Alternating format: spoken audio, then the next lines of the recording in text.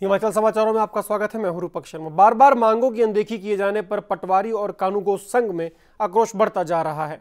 अपनी मांगों को लेकर प्रदेश भर के पटवारी और कानूगो पिछले कई दिनों से सरकार से गुहार लगा रहे हैं। शनिवार दोपहर बाद पटवारी के द्वारा हमीरपुर तहसील परिसर में अपना रोष व्यक्त किया गया, जहां उन्होंने सरकार के खिलाफ जमकर नारेबाजी की।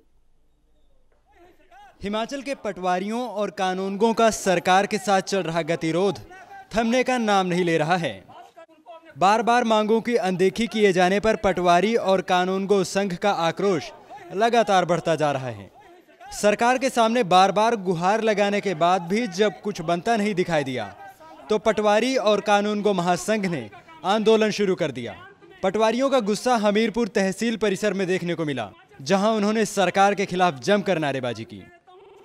पूरे प्रदेश भर में जनता के लिए परेशानी बनी हुई है, क्योंकि जिन पटवार सर्कलों में ताले लटके हुए हैं उनमें ना तो रजिस्ट्री और ना ही प्रमाण पत्र, यहाँ तक कि प्रदेश में आई बारिश की वजह से आपदा के आकलन तक का काम लटका हुआ है, जिससे आम जनता को भारी परेशानियों का सामना करना पड़ रहा है। पटवार और कानूनगो संघ के प्रदेश अध्यक्ष प्रताप सिंह ठाकुर ने बताया कि पिछले काफी समय से मांगों को लेकर वो संघर्ष कर रहे हैं, लेकिन सरकार के साथ बातचीत के बावजूद कोई ठोस नतीजा नहीं निकल पाया है, जिस वजह से पटवारियों को सड़कों पर उतरने के लिए मजबूर होना पड़ रहा है। प्रताप सिंह ने इसे सरकार की बेशर्मी करार दिया है, जो बार बार उनकी मांगों को दरकिनार कर रही है। हमें आश्वासन के सिवा कुछ नहीं मिला। हमारी मांगे क्या है, हमारी समस्याएं क्या है? हमारी कोई समस्या नहीं है, हमारी कोई हड़ताल नहीं है। हम गरीब लोगों की समस्याओं को लेकर चले हैं। हमारी 5 बार वार्ता शिमला में हुई प्रिंसिपल सेक्रेटरी रेवेन्यू से, उन्होंने जायज मांगों को माना, मगर आज तक उसकी नोटिफिकेशन जारी नहीं की। बड़ी शर्म की बात है।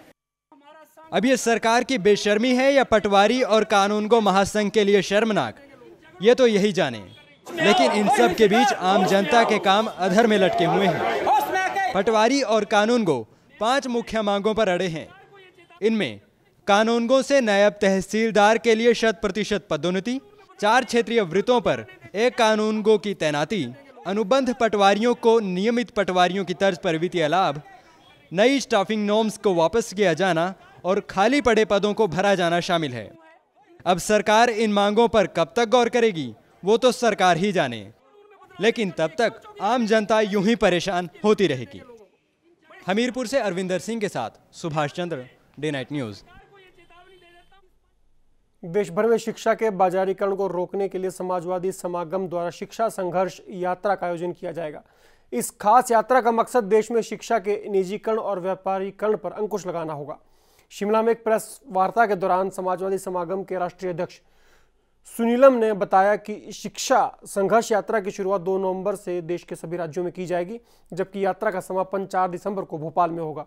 इसके साथ ही हिमाचल में की गई फीस बढ़ोतरी पर सुनीलम ने इसे दुर्भाग्यपूर्ण करार दिया। पूरे देश के सभी राज्यों में 2 नवंबर को, जब से रोम शर्मिला जी ने आफ्सा के खिलाफ में अपना अनशन शुरू किया था, उससे ये यात्रा शुरू होगी देश भर के सभी राज्यों में और 4 दिसंबर को भोपाल में समाप्त होगी। इससे पूरी यात्रा का मकसद शिक्षा के बाजारीकरण को, शिक्षा के सांप्रदायिकरण को रोकना और केजी से लेकर पीजी तक समान और मुफ्त शिक्षा जो सरकार द्वारा वित्त पोषित हो, उसके लिए एक वातावरण तैयार करना है। ये हमारा जो शिक्षा यात्रा है उसके विचार के साथ में जुड़ा हुआ है, क्योंकि फी हाइक किस लिए, ताकि जो है पैसा जनरेट हो सके, और पैसा इसलिए क्योंकि सरकार पैसा देने को तैयार नहीं है। हम ये चाहते हैं कि सरकार जो है पैसा उपलब्ध कराए और लोगों को क्वालिटी एजुकेशन मिल सके। हिमाचल में नकली नोट की गिरोह का पर्दाफाश हुआ है। नाहन पुलिस को नकली नोट का कारोबार चलाने वाले मुख्य आरोपी को पकड़ने में बड़ी सफलता हासिल मिली है। पुलिस ने इस आरोपी को पकड़ने के लिए काफी दिन से दबिश दे रही थी। आखिरकार पुलिस ने बिहार के रहने वाले आरोपी विकास को हरियाणा के यमुनानगर से गिरफ्तार किया। आपको बता दें कि 22 सितंबर को नाहन में नकली नोटों का एक मामला सामने आया था, जिसमें 2 लोगों को नकली नोट के साथ गिरफ्तार किया गया था। इन आरोपियों ने हिरासत में नकली नोट की बात कबूली थी और इन्होंने बताया था कि इन्होंने 30 नकली नोट बाजार में चलाए हैं, जिसके बाद पुलिस ने इन्हें गिरफ्तार कर लिया। अब पुलिस की गिरफ्त में मुख्य आरोपी आ चुका है और ऐसी आशंका जताई जा रही है कि नकली नोटों का यह कारोबार कई राज्यों में चलाया जा रहा है। इसी महीने जो ये एफआईआर हुई थी फेक करेंसी नोट्स के बारे में, इसमें पहले हमने 2 अभियुक्तों को गिरफ्तार किया था। अब इनका जो एक मेन अभियुक्त है जो कि फरार था, ये हमने पिछले कल हमने यमुनानगर से इसे गिरफ्तार किया है। अभी इसे पुलिस रिमांड पे जज साहब के सामने में पेश करेंगे, उसका पुलिस रिमांड लेंगे ताकि इसमें हम तफ्तीश आगे बढ़ा सकें कि ये जाली नोट कहाँ से लाया था और कितना ये कार्य कर चुका है इसके। वहीं नाहन में फीस बढ़ोतरी को लेकर छात्रों का विरोध प्रदर्शन लगातार जारी है। नाहन के संस्कृत कॉलेज में विश्वविद्यालय प्रशासन और प्रदेश सरकार के खिलाफ जमकर नारेबाजी की गई।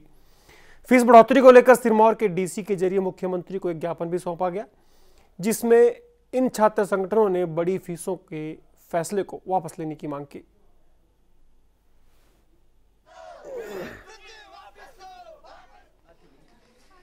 बच्चे यहाँ पे है, सारे बच्चे आप लोग देख रहे होंगे जैसा कि, और सरकार ने इतनी ज्यादा फीस बढ़ाई हुई है। कोई भी बच्चा संस्कृत आगे पढ़ना नहीं चाहेगा क्योंकि सरकार ने फीस बहुत बढ़ाई हुई है और हम यही अनुरोध करते हैं कि इस फीस को कम किया जाए। 400 रुपए फीस बीए की हो रखी है और बीकॉम की 600 और हमारी बीएससी की 600 फीस हो रखी है। इसमें अतिरिक्त शुल्क 200 रुपए प्रैक्टिकल लगे हैं, परंतु हमारे संस्कृत महाविद्यालय की 1400 रुपए फीस वृद्धि कर दी गई है, जो कि 4 गुना बढ़ा दी गई है। तो इससे पहले हमसे कोई भी ट्यूशन फी नहीं ली जाती थी, परंतु आज पता नहीं क्या हो गया, हम अहिंसात्मक रवैया अपनाते हैं, इसलिए विश्वविद्यालय प्रशासन ने हमारे ऊपर ये फीस वृद्धि थोपी है। तो मैं बताना चाहूंगा हमारी 1400 रुपए फीस हो गई है और जो कि बहुत ही अधिक है। इससे हमारे भविष्य पर भी असर पड़ेगा। भविष्य में कोई भी छात्र संस्कृत नहीं पढ़ना चाहेगा।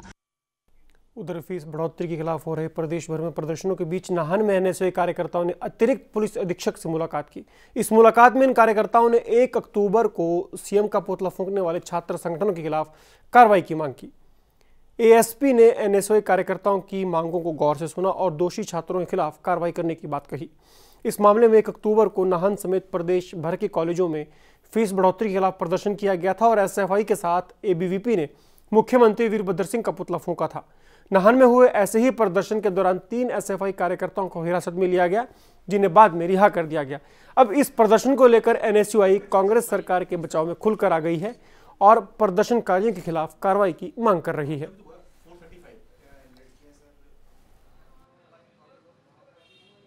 इसमें जो भी लोग हैं, चाहे जिन्होंने ऊपर से फेंका है, उन सबकी आइडेंटिफिकेशन कर रहे हैं। तो उसमें हम आपको जो वहाँ पे लोग प्रत्यक्षदर्शी थे, हम उनकी हेल्प लेंगे, उनके ध्यान देंगे। तो इसमें मतलब कि जो एफआईआर हुई है ये खाली हो जाएगी, हम चलान हम पुटिंग करेंगे इसमें, ठीक है ना। बाकी जब भी कोई ऐसा होता है तो आप लोगों ने अपना सहयोग रखना है, हमें बताना है, ठीक है ना। क्योंकि अब जहाँ तक तो कैंपस का था वहाँ तो हमने सारा कवर करके अब कोई क्लासरूम से रख दे, अब क्लासरूम हम ऐसे जान सकते प्रिंसिपल की परमिशन के, है ना। 1 तारीख को जो कॉलेज में पुतला फूंकने की जो कोशिश की गई, हम उसी के विषय में आज एएसपी ये निश्चित नेगी जी से मिले और दोषी छात्रों के विरुद्ध सख्त से सख्त कार्रवाई के लिए हमने उनसे गुजारिश की और उन्होंने जो ये पुतला फूंका, उस वक्त कॉलेज में बहुत से छात्र छात्राएं मौजूद थी और इससे उनको बहुत सी किसी प्रकार की हानि हो सकती थी। नालागढ़ के नेशनल हाईवे 21 पर पीरस्थान के पास 2 तेज रफ्तार बाइकों में आमने सामने की टक्कर हो गई। हादसे में 4 लोग घायल हो गए। घायलों को इलाज के लिए नालागढ़ के हॉस्पिटल में एडमिट करवाया गया है, जहां 2 की हालत गंभीर बनी हुई है। फिलहाल नालागढ़ पुलिस ने मामला दर्ज कर कार्रवाई शुरू कर दी है। पुलिस ने बाइक चालकों के खिलाफ लापरवाही का मामला दर्ज कर लिया है।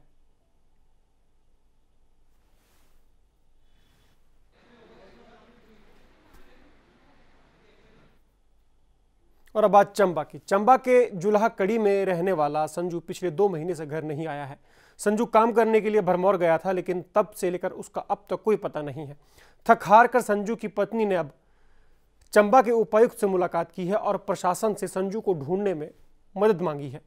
घर में कमाने वाला संजू अकेला है, लेकिन 2 महीने से उसकी कोई खबर नहीं है। ऐसे में परिवार का निर्वाह करना मुश्किल हो गया है।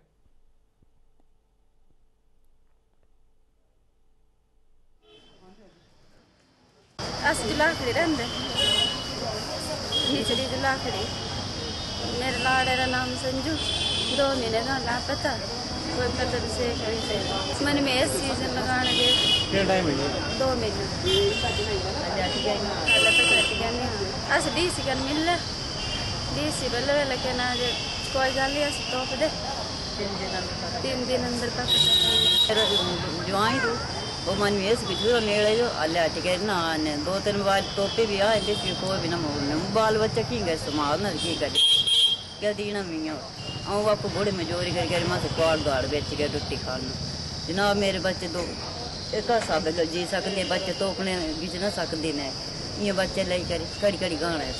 अब तूड़ियाँ आना तो तू मोड़ ले दिए सर तो तूड़े रोज टोपी आए नेड़े नेड़े दूर तो सकते नहीं। वहीं चंबा के कॉलेज में बायोडायवर्सिटी यानी जैव विविधता और जलवायु परिवर्तन के मुद्दे पर एक सम्मेलन का आयोजन किया गया। सम्मेलन का मुख्य मकसद जलवायु में आ रहा परिवर्तन से जुड़े पहलुओं को समझना था।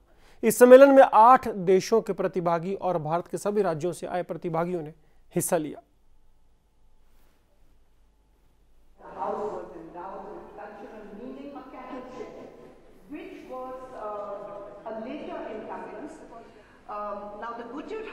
इसमें development, biodiversity, climate change, issues and challenges के ऊपर ये मंथन 3 दिन का रहेगा।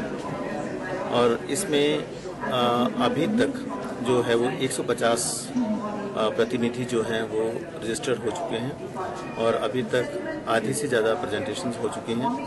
और इसकी जो रिपोर्ट है, जो उसका समरी आएगी, रिपोर्ट जिसका आउटपुट होगा वो government of Himachal Pradesh, government of India और जो हमारे पार्टनर हैं Asia centre for climate education south Korea, उनको प्रेषित की जाएगी।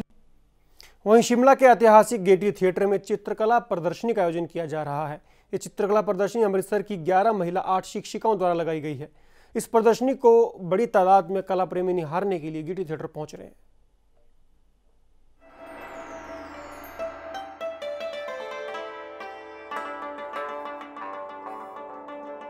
अगर आप चित्रकला के शौक रखते हैं तो शिमला के ऐतिहासिक गेटी थिएटर में इस कला को निहारने का आपके पास एक सुनहरा मौका है।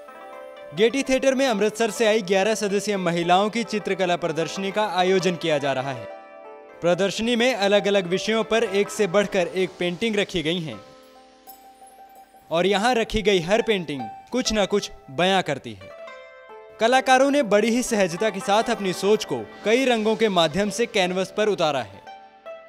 गेटी थिएटर का नाम तो वैसे बहुत सुना है, तो हमें बहुत था कि हमने प्लान किया था कि हमने यहाँ पे एग्जिबिट करना है, तो हमने इस मंथ को चूज़ किया। बहुत अच्छा रिस्पांस मिल रहा है। एक्चुअली यहाँ पे लोग काफ़ी अवेयर हैं और पेंटिंग्स देखने में काफ़ी इंटरेस्टेड हैं। गॉड के ऊपर किया, बुद्धा लिया वो मैंने थीम, किसी ने डांसिंग फॉर्म्स ली हुई हैं, किसी ने ये पिजन्स को जैसे फ्रीडम शो की हुई है, पिजन्स को लिया हुआ है, म्यूरल्स है, स्कल्पचर्स हैं, अलग अलग वर्क हुआ है। पेंटिंग्स हमारे बहुत ज़्यादा भूमिका निभाती हैं। हमारा जो अंदर की फीलिंग है वो पेंटिंग्स में नजर आती है।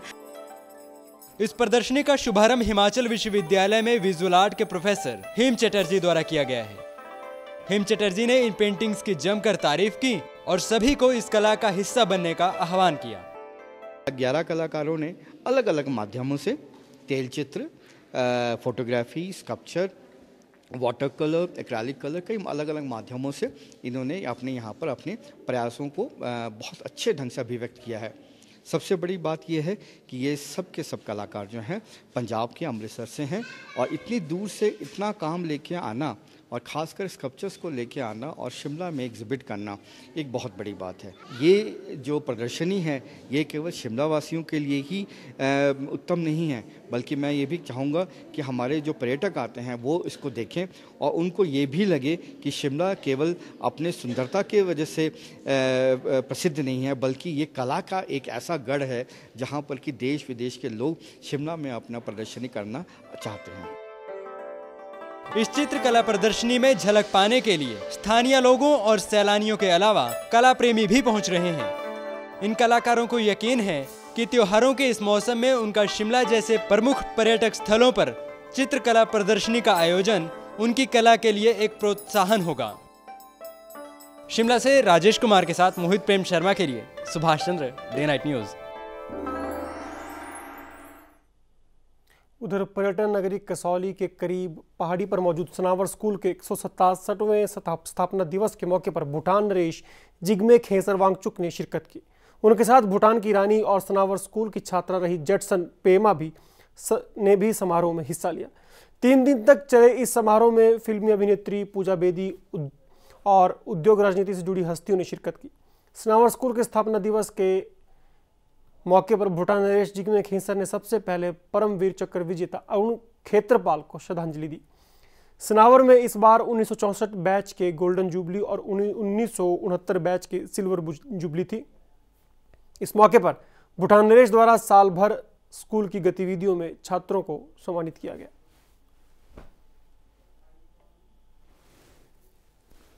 That is why I always tell our youth that it is important in this day and age to be well educated, tech savvy, and have a good world view. But it is imperative to preserve our cultural heritage.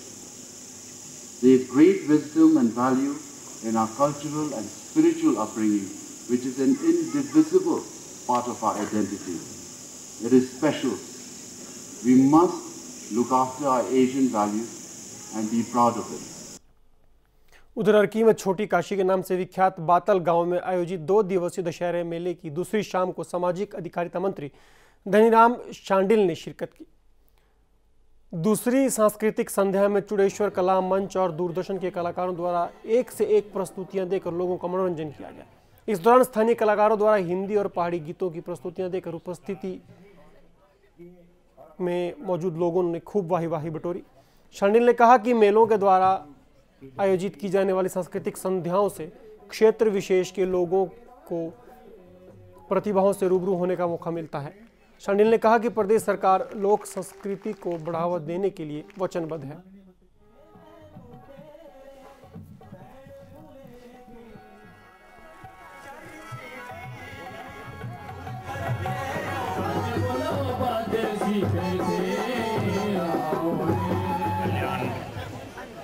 अधिकारिता मंत्री हिमाचल प्रदेश सरकार। यहाँ छोटी काशी के रूप में हम इस गांव को जानते हैं और बहुत जागरूक लोग हैं, विद्वान लोग हैं और सचमुच में हमारी संस्कृति की रक्षा कर रहे हैं।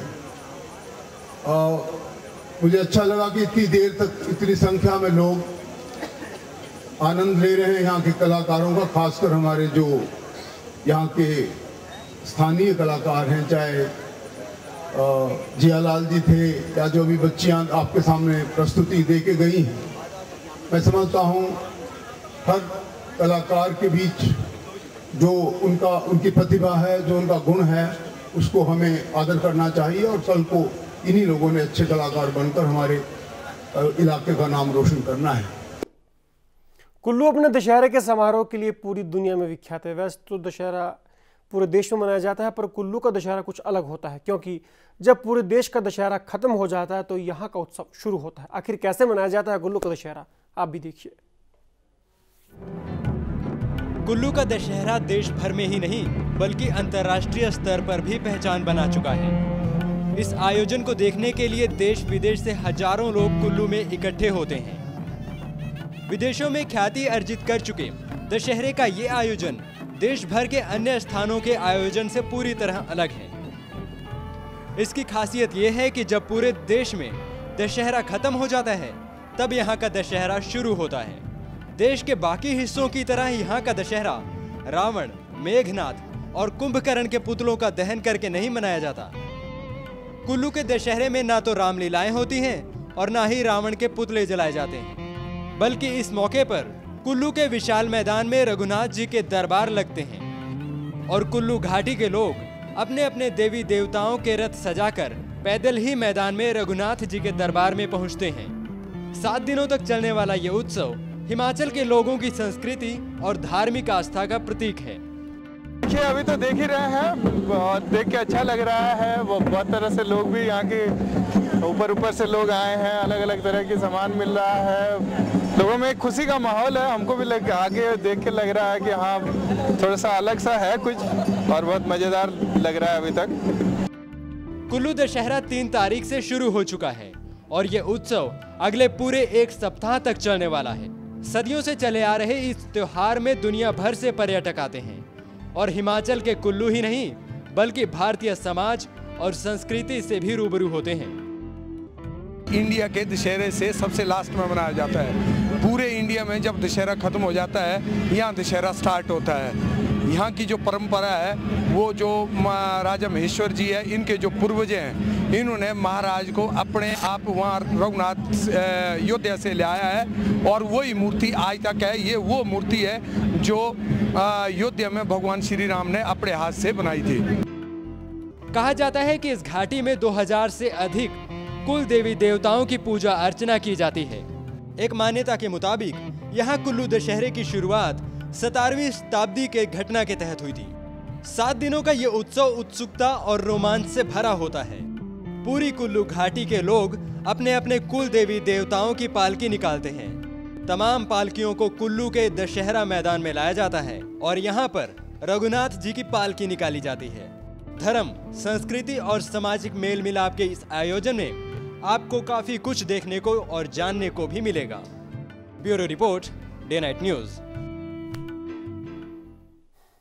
तो हिमाचल समाचार में आज बस इतना ही, लेकिन आपसे कल फिर होगी मुलाकात। तब तक दीजिए इजाजत। नमस्कार। खबरों की दुनिया में आइए, हमारे साथ कहीं भी और कभी भी जुड़िए। हम मिलेंगे फेसबुक पर, हम दिखेंगे यूट्यूब पर, हमें फॉलो कीजिए ट्विटर पर। खबरों के साथ बने रहिए रात दिन।